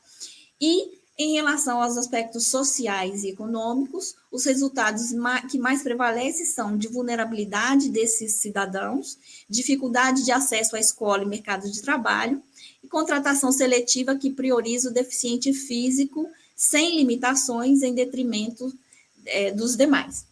Bom, aí como a minha pesquisa, ela vai enfocar a aposentadoria para o servidor público federal efetivo, né, que é vinculado ao regime jurídico único, a gente já pode aí depreender que o aspecto social e econômico desse público específico é bem diferente do que é mostrado na literatura. E aí a gente tem como considerações finais que o maior impasse, isso que também foi encontrado aqui, também é só uma pinceladinha do que eu encontrei, né, na literatura, mas o maior impasse, ele está em instrumentalizar de maneira eficaz e eficiente as políticas públicas para discriminar com exatidão a pessoa com deficiência, sob pena de permanecer apenas no aspecto formal, como revelado na literatura, levando-se em conta que os critérios de definição de grau de deficiência estão alicerçados em aspectos puramente econômicos, a dependência elevada no poder discricionário dos avaliadores, o instrumento de avaliação tem grau de subjetividade alto, como apontam os estudos, e o servidor público federal com deficiência faz parte de um extrato socioeconômico superior ao verificado na literatura para essa população. Há que se verificar se a norma constitucional viabilizará de fato o aposento para o servidor público com deficiência. E aí, diante desses cenários, outros estudos são necessários para verificar se a solução legal trazida pela Emenda Constitucional 103 de 2019 para servidor com deficiência se concretizará na via administrativa no âmbito federal. Muito obrigada. Maravilha, Kelly e Viviane. Excelente. Com isso, nós terminamos aqui a fase inicial de apresentação. Agradeço demais a todos que se mantiveram aí no horário combinado. Já mostra que vocês são pesquisadores organizados, com capacidade de síntese. E agora convidamos aí a nossa produção aqui, comandada pelo Rodrigo, está trazendo de volta aí os nossos pesquisadores. E agora a parte mais legal, que a gente vai poder discutir, explorar melhor essas pesquisas aí. Lembrando que foram temas muito relacionados à representação, é a linha 3 aqui do nosso programa do mestrado da Câmara dos Deputados, então a política institucional, estão ligados à representação, grupos minoritários, direitos humanos, participação. Então, são temas aqui muito importantes, muito fortes, muito quentes, e que tem um foco muito grande no nosso programa. Então, vamos explorar um pouquinho mais aí de vocês. Nós já recebemos algumas perguntas aqui bem legais. E eu vou começar, então, aproveitando aí, e eu queria deixar todos muito à vontade, tá? Muito à vontade para participar, inclusive, da resposta aqui do outro colega que está sendo, digamos, alvo da pergunta, tá? Para a gente fazer um debate rico, incluir e fazer algum tipo de conexão dos temas aqui para a gente ter uma sessão bem engrandecedora. Então, eu começo fazendo uma pergunta aqui do Ricardo Sena para o Paulo Stanich. Paulo, você vê alguma viabilidade de que modelo semelhante desse aí que você está estudando, né, dos povos Sami, parlamento, Sami, etc., que seja aplicável no Brasil e na América do Sul em relação aos nossos povos originários? E, inclusive, o Sena tirou aí uma pergunta que estava na minha ponta da língua. Muito interessante a pergunta, porque, inclusive, foi uma pergunta que o meu orientador daqui me fez. E eu respondi com ele da seguinte forma: nós não temos outra opção, é o que manda a lei, é uma convenção internacional que manda que eles tenham voz. Em que sentido eu estou querendo dizer isso? A gente trabalha na representação indígena com dois polos. Um, que é esse que eu estou trabalhando no mestrado, que é criar uma comissão para que o parlamento possa fazer um procedimento especial no processo legislativo, que é respeitar a consulta prévia. O outro polo é da representatividade, ou seja, o parlamento vai falar com quem? Então, no caso de um povo específico, por exemplo, o povo Sami, a gente está falando de vários grupos, que inclusive estão em 3 países distintos, mas é o mesmo povo, é o povo Sami. No caso do Brasil, se a gente fosse falar, por exemplo, de uma determinada hidroelétrica que fosse atingir o povo, sei lá, o povo Caigangue no Rio Grande do Sul, nós já temos hoje ferramentas que eles lá vão deliberar para fazer esse ping-pong entre o parlamento e a deliberação deles. Por isso existe um pluralismo jurídico. A grande questão, a pergunta é, se a gente vai fazer um negócio, por exemplo, um Estatuto do Índio, que envolve, no caso do Brasil, 305 etnias distintas, como que a gente resolve? A gente conversa uma com uma? Não, a gente teria que criar um parlamento indígena parecido com o Sami. A diferença é que aqui, essa foi a descoberta que eu fiz aqui nos meus estudos.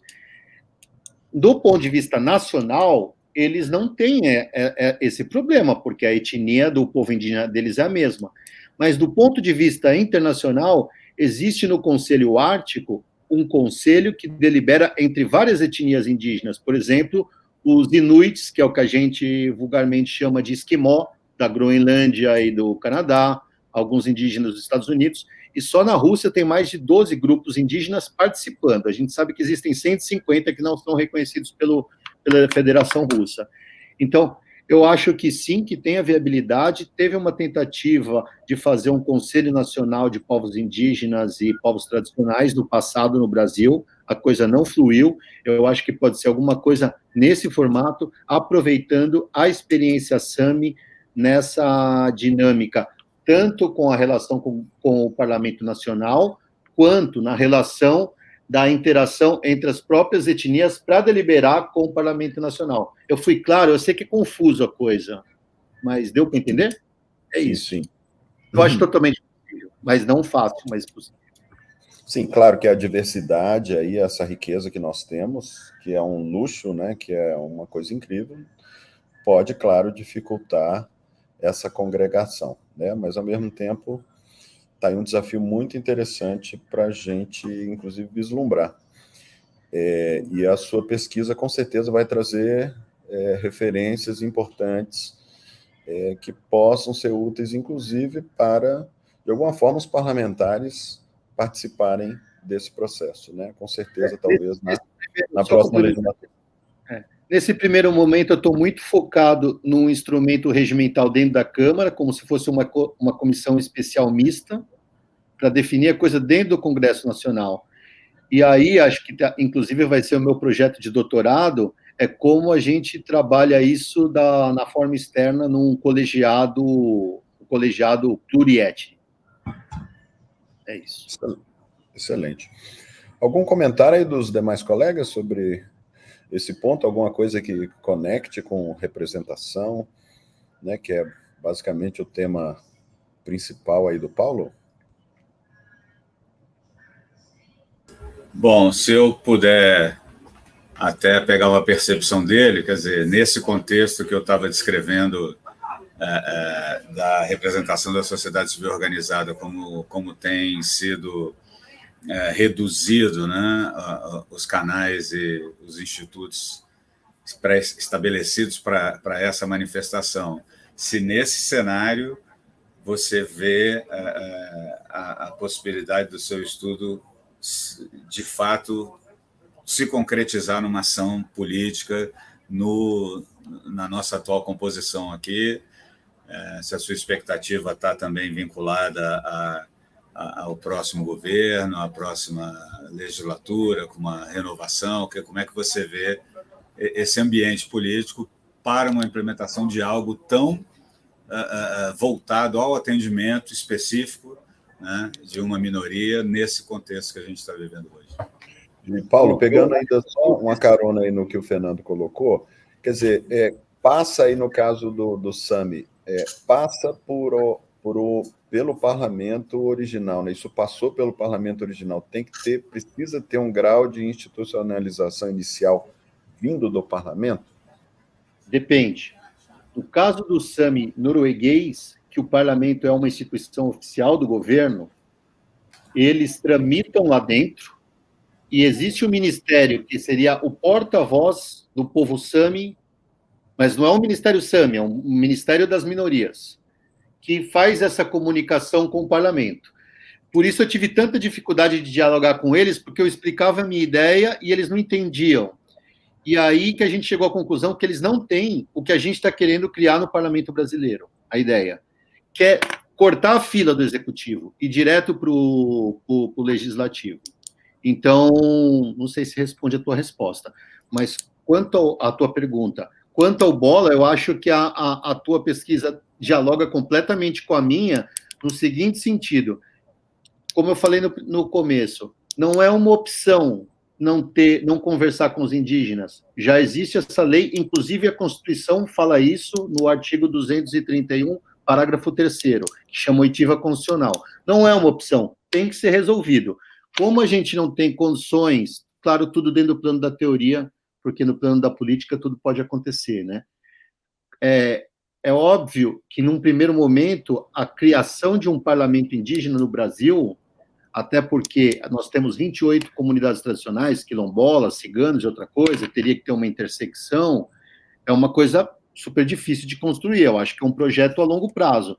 Então, nesse primeiro momento, ia ter que dialogar sim com as entidades da sociedade civil, que é isso que você está estudando, inclusive com o parlamento dialogando direto com os órgãos internacionais de proteção de direitos humanos, fiscalizando. Então, a gente vai ter que se adaptar no primeiro momento e falar com a sociedade civil, que no caso seria a Associação dos Indígenas Yanomamis, a Associação dos Indígenas do Sul, enfim, várias associações. É isso. Se eu puder pegar o gancho para puxar para a minha sardinha, no seu estudo você vai percorrer também, você deve percorrer esse caminho histórico desse conceito, de toda a construção dessa ponte de diálogo. Você já teve a oportunidade de identificar se houve ou não a participação dessas entidades internacionais de direitos humanos, como ONU, como Alto Comissariado, na construção desse diálogo entre o SAMI e a Noruega, ou foi algo interno? Olha, na Noruega, eles, como o nosso amigo falou, o Renato, eles são exemplo no processo democrático. Então, a coisa aqui, quando você fala em conflito na Noruega, você está falando conflito é uma troca de farpas, eles não chegam nem no palavrão, porque eles são bem comedidos, né? Então, o conflito que teve nas décadas de 70 em Alta, que é uma cidade no extremo norte da Noruega, que teve que mandar tropa para lá, porque teve greve de fome, foi o suficiente para o rei da Noruega, que também não quer perder a boca, com perdão da palavra, dar um jeito, passar um pano para a coisa andar, entendeu? Foi isso que aconteceu. Agora é óbvio, né? A Noruega é um caso à parte, né? Um caso à parte. Excelente. Mais algum comentário, questão sobre isso, ou parte da sua pesquisa que possa estar conectado com esse assunto, ou avançamos? Então, Fernando, já que você estava falando aí, antes de daqui a pouco colocar outra questão, mas aproveitando que você estava aí com a palavra, você acha que, por exemplo, num eventual... Vou fazer uma brincadeira aqui com você, tá? Numa eventual volta dos conselhos participativos no futuro e desses instrumentos de participação, isso enfraqueceria o observatório, ou você acha que já tem uma institucionalização tal que é um instrumento que veio para ficar? Eu acho que, na verdade, não. São dois aspectos que corriam em paralelo, que agora se juntaram, mas têm o seu espaço. Por quê? A sociedade civil ela tem o que eles chamam do mecanismo RPU. Então, eles já se mobilizavam enquanto entidades organizadas, né, para acompanhar o movimento da RPU, e através desses conselhos, eles forneciam, porque não deu tempo de explicar, o que acontece com a RPU? O governo tem que prestar contas a cada 4 anos das recomendações que recebeu. E tem um relatório de meio termo, ou seja, a cada 2 anos, na verdade, ele diz o que ele está fazendo para melhorar aquilo que foi recomendado a ele. Só que o próprio governo executivo é que dá a sua versão. E essas entidades, em paralelo, através dos seus conselhos, né, reunindo essa informação, eles construíam digamos, um relatório paralelo, e esse relatório era encaminhado à ONU para servir de base para os auditores para checar essas informações e eventuais contestações, porque as recomendações nascem da manifestação dessas entidades. São essas entidades buscando o Fórum Internacional que chamam a atenção, que os outros países observam e aí recomendam a cada ciclo. Então, eles tinham esse espaço. Com o fim dos conselhos, o que se perdeu, na verdade, foi muito mais de operacionalização e de solução em pequena escala, em escala local, regional, de problemas desses grupos, do que propriamente o aspecto geral da RPU, porque com o surgimento eles continuariam a produzir isso, mas com o surgimento do observatório, eles puderam migrar para o ambiente do observatório, foram 26 audiências públicas temáticas, reunindo todas as 242 recomendações, e puderam apresentar isso aí nesse fórum, né? E a Comissão de Direitos Humanos e Minorias encampou esses relatórios setoriais e construiu um relatório e oficialmente encaminhou esse relatório para a RPU. Se nós tivermos aí a mudança do tabuleiro, novamente, vamos pegar os termos genericamente, para um governo progressista, que institua novamente toda essa parte dos conselhos, esses conselhos vão voltar a atuar sistematicamente naquilo que lhes cabia, né, que é muito mais regionalmente e localmente, mas esse mecanismo da RPU, que era um mecanismo que ele não tinha não tinha uma hospedagem formal, ele vai continuar tendo no observatório o seu fórum predileto, porque eles ganharam com o observatório uma instituição física, né? Assim, então, eles têm um local de trabalho para desenvolver essa atividade o ano inteiro, atividade que eles continuariam desenvolvendo se o observatório não tivesse sido instituído. Então, mesmo que eles voltem a existir, o fórum do observatório ele se mostrou muito eficiente para essa construção. E outra curiosidade que o estudo pretende tentar entender é que aconteceu no primeiro momento em 2020 com a pandemia, em 2021 ele entrou em atuação e foi notado internacionalmente, né, os resultados da sua atuação, e mesmo assim chamando a atenção para si, mostrando que ele estava ali para reabrir esse canal num governo que não estava muito interessado em manter esse canal aberto, ele foi sistematicamente pelos presidentes renovado. Né? Então, ele foi renovado para 2021 e trabalhou, ele foi renovado agora para 2022, e a expectativa que se tem é que ele permaneça já institucionalizado. E aí ele vai continuar recebendo esses componentes do RPU e vai se somar. Quer dizer, a gente não vai ter uma perda, não vai pulverizar, porque é uma ação muito objetiva com relação à revisão periódica universal. Maravilha. Daqui a pouco eu vou fazer aqui uma pergunta para o Jansen e para a Noemi, mas eu queria aproveitar, casar esse tema aí, Fernando, e fazer uma provocação aqui no Renato, porque, Renato, a gente vê aí, e esse caso que o Fernando está estudando, do Observatório Parlamentar, mostra essa disposição do parlamento brasileiro, da cultura, eu diria, não só da cultura política, da cultura institucional e talvez democrática do brasileiro, de criar ferramentas, instrumentos novos, né? Seja de participação mais aberta para a sociedade, seja de transparência, seja como essa que foi de uma atuação parlamentar muito inovadora, né? Com um instrumento aí inovador, como o Fernando está colocando, que é mais um exemplo entre tantos outros que a gente acompanha, que vivencia. Lembrando que o Brasil, nós somos criadores do orçamento participativo, Câmara e Senado e os outros parlamentos estaduais são alguns dos parlamentos mais abertos do mundo, né? Nós figuramos nos melhores rankings de parlamento aberto, ou seja, parlamentos que têm vários instrumentos de participação, que têm vários instrumentos de transparência, que somos referência nisso, né? Contra o nosso, às vezes, complexo de vira-latas. Pelo contrário, eu já tive em vários eventos internacionais e nós estamos sempre com destaque. Isso tem muito a ver com a cultura, eu acho, de inovação brasileira, institucional.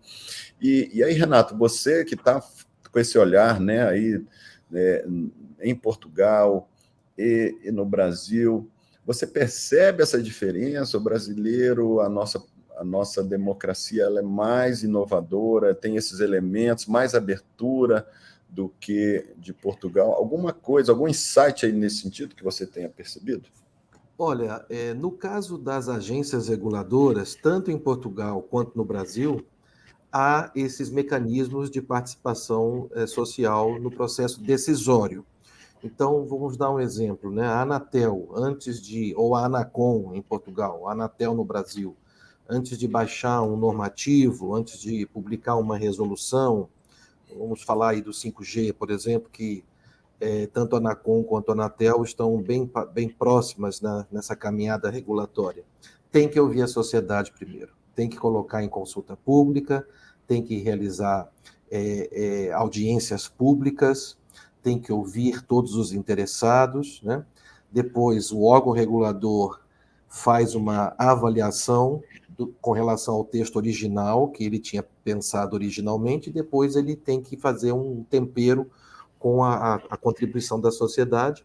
É verdade que, se nós olharmos a lista de participantes, tanto das consultas quanto das audiências públicas, o número de representantes assim da população, Dona Maria, seu João, né, é menor, né, é pequeno em relação a entidades setoriais que são mais organizadas, mas, de qualquer maneira, e até mesmo parlamentares também, deputados, senadores, que podem participar, às vezes eles não vão, mas mandam seus assessores, enviam seus assessores para participar. Há muitos deputados muito ativos No caso da ANEEL, há muitos deputados participativos, no caso do reajuste das tarifas de energia elétrica, vão nas consultas, vão nas audiências públicas de revisão tarifária.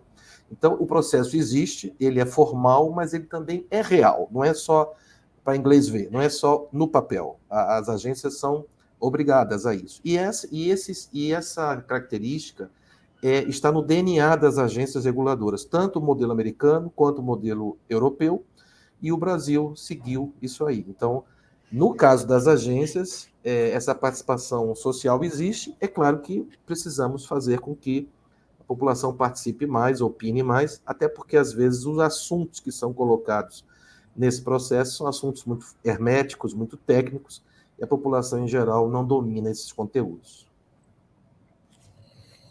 Maravilha. Algum comentário, gente, sobre esse assunto? Para manter a tradição, quem não me conhece não estudou comigo, mas eu... Não, é só que eu acabei de perceber que a gente nem sequer teve tempo de entrar no aspecto da versão digital, né? Do mundo digital, do governo digital, da discussão virtual, de como isso impactou e como isso colaborou ou prejudicou todos esses processos, mas isso fica para um outro painel. Sim, sim. E eu queria agora, então, trazer aqui a Noemi e o Jansen, que tem temas aí muito conectados. Daqui a pouco eu vou te fazer aqui uma pergunta para você, Jansen, mas eu queria fazer uma pergunta mais geral, até para explorar mais a pesquisa de vocês dois, que é tão importante, né? E aí eu não lembro, Noemi, direito aqui, e eu, né, inclusive, já estivemos juntos lá no seminário de pesquisa, né? E eu estou, então, mais ou menos familiarizado com o seu trabalho, mas eu já vi agora o quanto que você avançou de lá para cá. E você está vendo, consegue vislumbrar algum impacto assim dessas mesmo que sejam muito incrementais, essas evoluções da representação em partidos nesta eleição de agora? Você vê assim algum sinal nesse sentido? Eu estou esperançosa. Na verdade, a gente tem algumas novidades legislativas, né, para essas eleições de 2022, que passam por essa questão de formação, de capacitação, de incentivo, né, políticas afirmativas de gênero dentro dos partidos e que vão repercutir nas eleições. Então, assim, desde repasse do eleitor a candidaturas de mulheres e pessoas negras, assim como a própria violência política de gênero, sendo uma legislação que agora completa 1 ano e vai ser a primeira eleição que nós vamos ter essa lei em vigência, vai ser importante para a gente poder avaliar, né, os impactos desse tipo de violência, que é importante frisar que não são apenas violências físicas, corporais, mas as violências não físicas, e aí, inclusive, a violência política de gênero não física econômica, que é quando você não repassa os recursos às mulheres que são de direito, seja esses recursos para as campanhas eleitorais, ou no caso da minha pesquisa em específico, o fundo partidário, né, os 5% do fundo partidário para capacitar e formar essas mulheres. Então, só a título de curiosidade e de um apontamento que é um dos objetivos específicos da minha pesquisa, em março desse ano, a gente teve a aprovação de uma emenda à Constituição que anistiou os partidos políticos que não repassaram o valor total do fundo partidário a essas mulheres. Então, se você pega um contexto de pandemia, de isolamento social, de crise sanitária, crise econômica, sem essa formação, sem essa relação dos partidos junto a essas mulheres, você joga elas agora numa disputa, né, totalmente despreparadas, né, sem essa base e sem essa obrigatoriedade de ajudá-las e tendo essa anistia. Então, assim, ao mesmo tempo que a gente teve, de certa forma, eu considero como um retrocesso na legislação esse perdão, você tem umas outras iniciativas em paralelo que a gente tem essa esperança de ver mais mulheres, pelo menos aparecendo mais na mídia, aparecendo mais para o eleitor, tendo maior visibilidade, tendo maior acesso ao eleitorado e, assim, consequentemente, tendo mais chances de Vitória, de ocupar uma cadeira dentro do Legislativo e do Executivo também. Jance, algum comentário sobre isso? E aproveito também já te convido para responder a pergunta da Cláudia Porto, da Câmara dos Deputados, que ela diz que sobre a pesquisa do Jance, gostaria de saber por que religião está no mesmo grupo de arte e cultura e se por acaso ele teria separado as informações relativas à arte e cultura. Obrigada. Tá bom, vou primeiro responder a sua pergunta, e aí eu queria remontar a 2018, que foi a primeira eleição que a gente teve a definição específica de cotas de repasses financeiros para as mulheres e também cota de tempo de TV e rádio. Só com esse mínimo, que foi assim, dizer, olha, se a gente tem um proporcional de 30% de mulheres, a gente tem que ter a mesma proporção de tempo de rádio e TV, que foi uma consulta que os parlamentares fizeram ao TSE, e ele deu esse entendimento. Só com esse mínimo que fizeram, as mulheres saltaram de 10% para 15% de representação no Congresso Nacional. Ou seja, com um valor de investimento, com mais tempo de TV, e como a Noemi falou, quando se investe em candidaturas femininas, você tem uma resposta disso nos resultados das eleições, né? Tem alguns parlamentares da Secretaria da Mulher que elas reforçam o tempo todo, dizendo, olha, a mulher ela só se candidata quando ela tem certeza que ela vai fazer a diferença, ela não vai se candidatar para ser laranja. Então, os partidos precisam fornecer uma estrutura que respeite a candidatura da mulher. Não adianta tentar colocar a mulher só para ela poder funcionar como um índice para chegar no mínimo dos 30%. Bom, sobre a pergunta da Cláudia Porto, a questão é, a gente usou como parâmetro os indexadores da Câmara dos Deputados, e nesses indexadores, cultura, arte e religião funcionavam como um grupo só, porque muitas propostas legislativas que eram colocadas nessa categoria tinham a ver, por exemplo, com reconhecimento do Dia Nacional da Nossa Senhora de alguma coisa, reconhecimento do Dia Nacional do Evangélico. Então, eram propostas legislativas que tinham a ver, em alguma medida, com esses eixos de temáticos. Então, não tem esse dado separado só do que é religião, do que é arte e cultura, porque a própria Câmara, no indexador do CILEG, juntava todas essas propostas.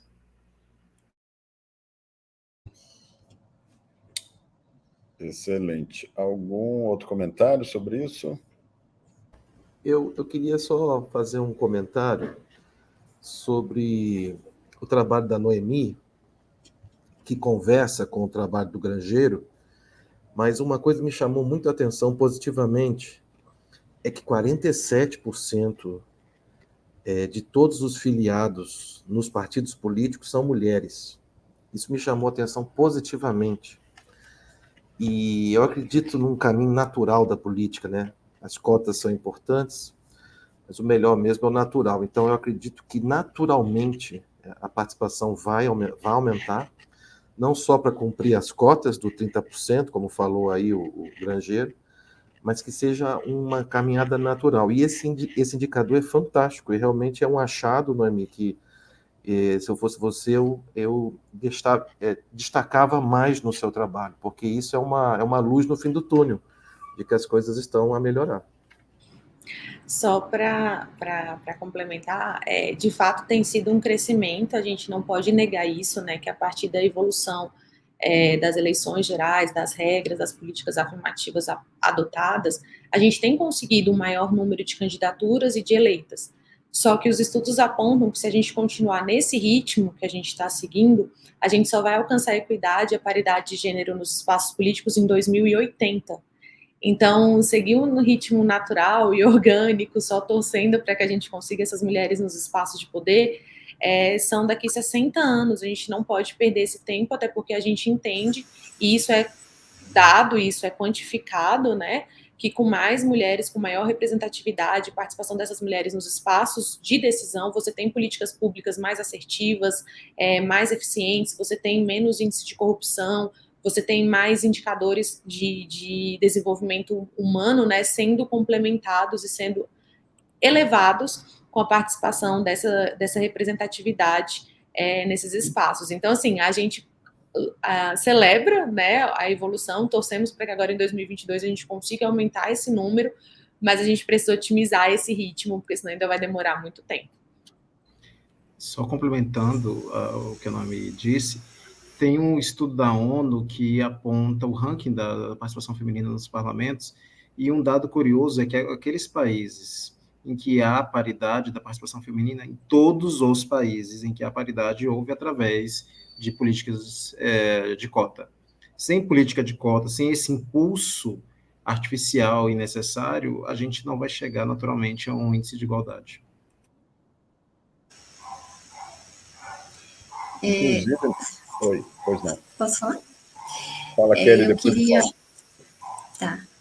Eu queria falar que eu estou bem surpresa e com os trabalhos do Jansen e da Noemi, porque aí não pela área acadêmica, minha experiência acadêmica, mas é porque eu já fui candidata a vereadora em Belo Horizonte, lá em 2004, onde as pessoas buscavam mulheres para poder cumprir cota dentro do partido político. Tinha aquela luta para saber quem ia candidatar para poder cumprir a cota, porque era uma regra, né? Lá em 2004.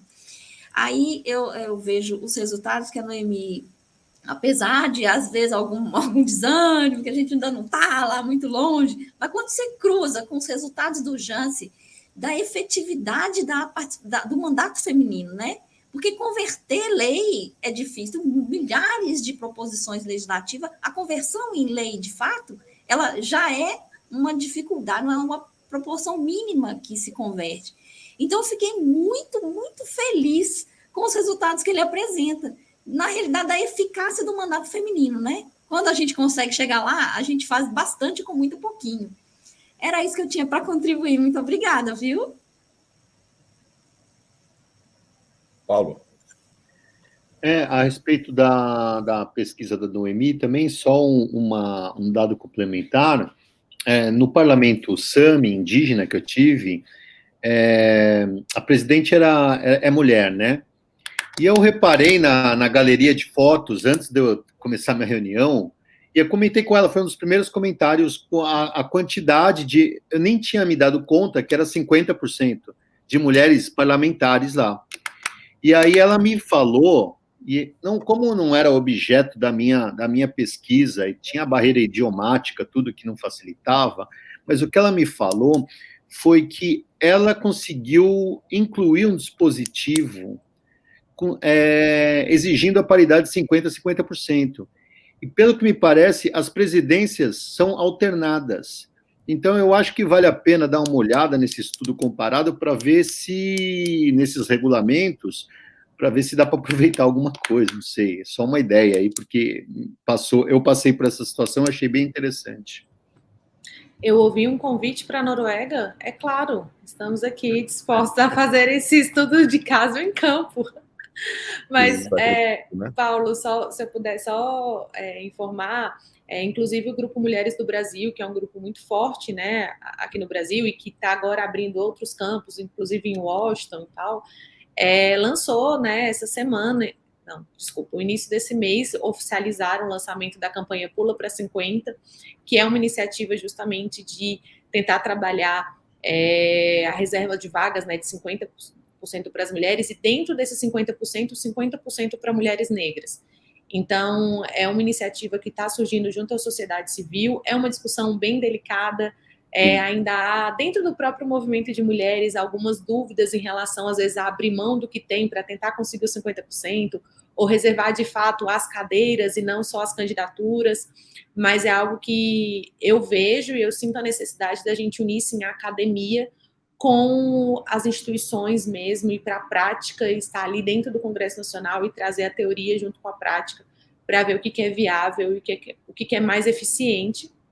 Claro que a gente precisa da colaboração de todos, né, envolvidos nisso, desde a sociedade civil, o poder público, as organizações e instituições, tendo essa vontade política de fazer isso acontecer, que eu acho que o que está faltando muito é a vontade política para que isso, de fato, seja um marco para a nossa sociedade. Mas bom saber disso, sempre bom ter os estudos para a gente comparar e aprender junto, né? Sim, essa é uma das qualidades, das vantagens da gente fazer essa discussão aqui de temas, né, com um menu, assim, bem rico e, ao mesmo tempo, conectados. Então, nós estamos aqui com o nosso tempo já acabando, mas eu queria agradecer e parabenizar a todos pelo trabalho, pela curiosidade de pegar aí temas muito instigantes, importantes, fundamentais, né, que estão dando já uma grande contribuição para o conhecimento científico, para o conhecimento legislativo, para o conhecimento da representação, de políticas de gênero e etc. Todos os temas, acessibilidade que nós discutimos aqui. Tá? Então, meus duplos parabéns pela apresentação e pela inovação no tema escolhido por vocês. Queria também agradecer, inclusive falei errado aqui o nome da Tatiana e da Áquila, né, as nossas intérpretes de Libras, né, e agradecer também toda a produção aqui do Rodrigo, toda a equipe aqui do Centro de Formação, sempre impecável, super organizado, com ampla transparência e eficiência, e convido a todos para continuar nos assistindo aqui às 16 horas, vamos só ter 10 minutinhos aí para sair uma equipe, entrar outra, para continuar aí com a jornada, tá? Agora o próximo tema agora das 16 horas vai ser sobre educação legislativa, também muito interessante, com pesquisas de ponta aí a caminho. Então, um abraço aí, um excelente resto de dia para vocês, e um abraço aí para os nossos pesquisadores. Até a próxima. Tchau.